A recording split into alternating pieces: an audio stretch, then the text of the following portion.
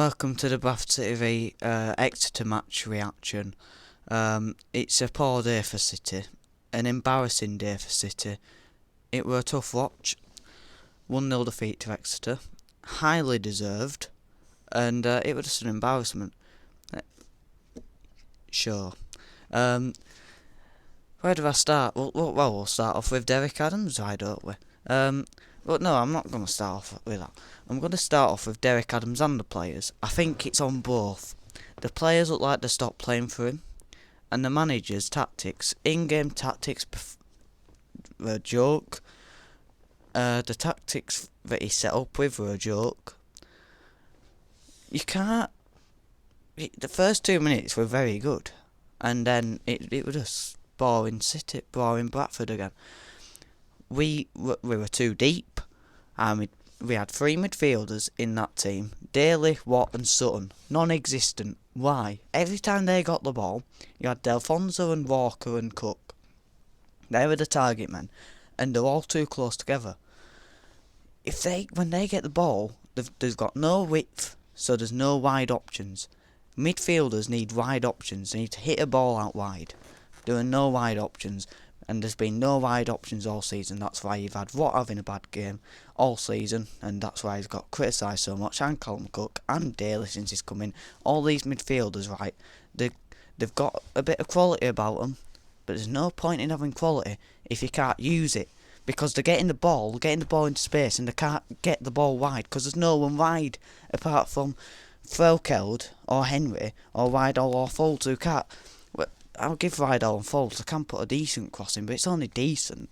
Like, 9 times out of 10 it don't come off. Same on the right side, 9 out of 10 times it don't come off. You've got no wingers. Gilead, an out-and-out winger, plays as a flipping attacking midfielder. You've got Delfonso, an out-and-out striker, plays as a... I don't even know. He's not technically playing as a winger, even though he's basically playing as a winger. It's basically a right forward. It's a joke. We've got no one running beyond Cook. You need to get someone to run beyond Cook. I don't know I said it like that, but you had Hansen and Wells.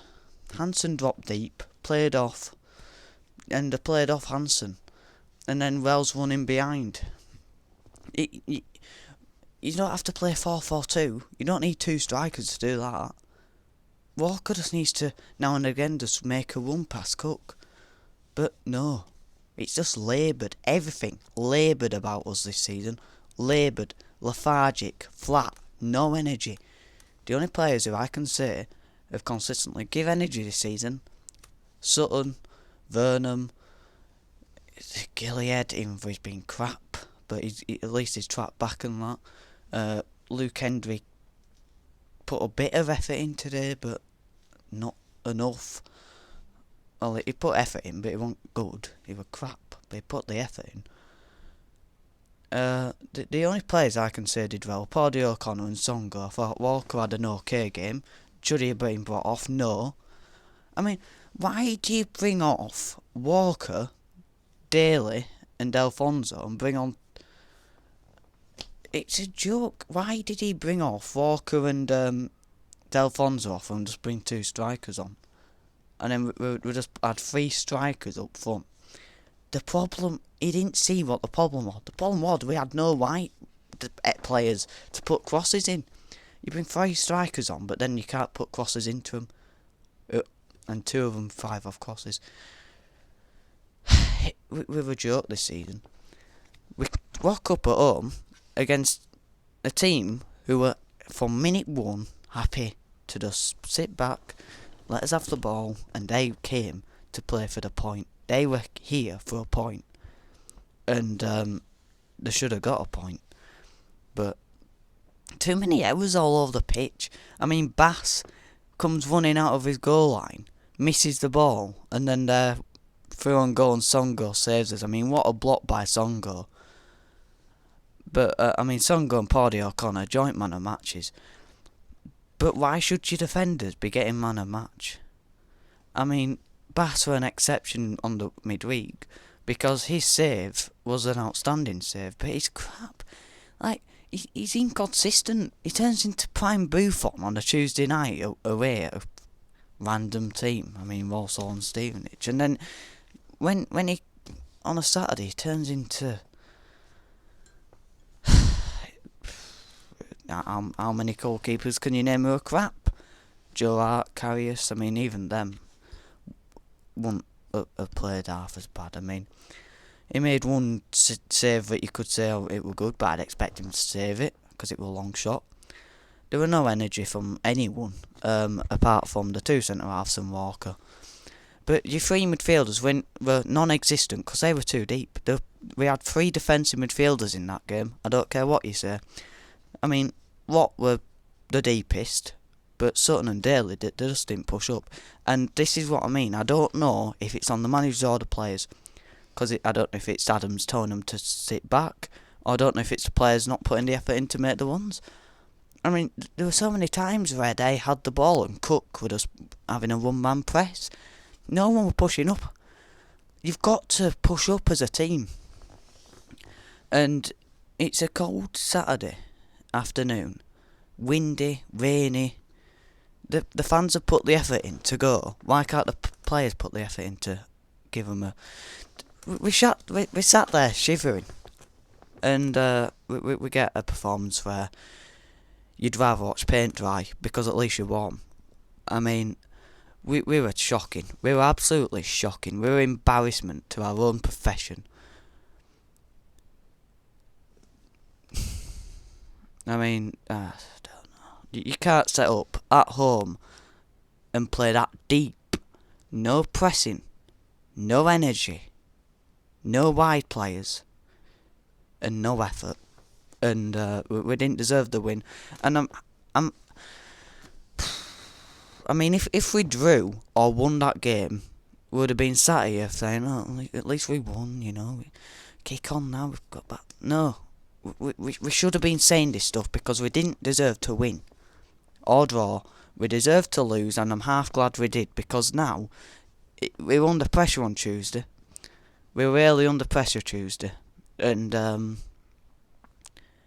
we've just come off we've just lost 2-0 to Harrogate, and now we've got to play them again. God help us. God help us. I mean, we're all sat here dreaming now. Living a fantasy. Can we just think about that? Why should we now be living a fantasy of dreaming? Can we get a little run together? We were favourites. We were talking about winning the league, and now we're sat here thinking, can we get a couple of wins? A couple of wins could push us to 7th, and then if we just stay. We were thinking about winning the league. And now I don't even know where we are. I don't care where we are, because we're just mid-table, and that's where we deserve to be. I didn't expect to beat Exeter. They're a good team, but they were crap. They came here for the draw. Time wasted when it was 0-0. They get a lucky goal, but did they deserve it? No. But did we deserve it? No, it was 0-0, and we didn't deserve to win. And I'm half glad we did, because we can look at ourselves now, and... The thing is, I don't know if them players need to kick up the backside, or whether they just need to be told to, whether they need confidence building, because we don't know. It's easy to just sit here saying, oh, they need to kick up the backside, then we need the Roy Keane to come in and just... We don't know how them players are. There could be weaklings who can't take any criticism, and then when they do, they go and hide. I feel sorry for Andy Cook, D'Alfonso, Walker. I feel sorry for most of the players. If Adams has told them to sit deep, and the midfielders I feel sorry for, and the strikers, because D'Alfonso's been told to play on the wing when he's a striker. You get your three midfielders right, Daly, Watt and Sutton. When they get the ball, they've got no options, and then the fans are right on the back. I don't have a problem with it, and I can understand why they're on the back, but the only reason they're giving the ball away so much is because they've got no options, and whether it's their own fault for not making any runs, or whether it's Adams' fault for not playing with any width. And Derek Adams, your tactic, your football is shit. I agree with it, and but he shouldn't be gone. I think we need to give him a bit more time. I'm one of these people who do believe you've got to give a manager a season. But the sad thing is, he's had 2 transfer windows. That team is. I mean, there's only Paddy O'Connor, not even Andy Cook. No, there's Paddy O'Connor, Elliot Watt, Levi Sutton, and that's about it. Folds. They're the only players who are in that starting lineup. I mean, Andy Cook to an extent, but he went and got him back after we loaned him. So, yeah, we that's his team, and he ain't doing anything with it. He's signed crap players. Unless the board have just sparks him up, have actually just said, these are the players we want, you put up with them. And I don't think that's happened. And then, he's gone and sold his own captain. His decisions are questioning my decision on Adams, and he's got to start turning it around. Otherwise, the fans are losing patience. I'm losing patience, and when you're spending money to go and watch that crop of crap, you do feel like, why did we bother going? And the fans are just going to turn on Adams, and the club are going to feel it soon, because they won't be going. And season tickets, watch out, because there won't be many renewers. We say that, but then a couple of signings in summer, and then you get optimistic again. But I think it'll take a lot for me to go optimistic about another season for City, because we have so many players who are just overrated. So many players who you look at and think, oh, they're crap. Not many put the effort in. You've got to put the effort in to wear the shirt. And yeah, they didn't look like they were playing for Adams tonight, but we'll have to see. I'm still Adams in, but I'm slowly losing patience on him. If he keeps turning up and playing those boring tactics, then I'm Adams out. But I'm giving him to the end of the season. I've said that, but lose the next 2 and he could be gone, because it's Oldham curse. Oldham curse is coming up. Bowyer, McCall twice. Adams, watch your back. Have a good one.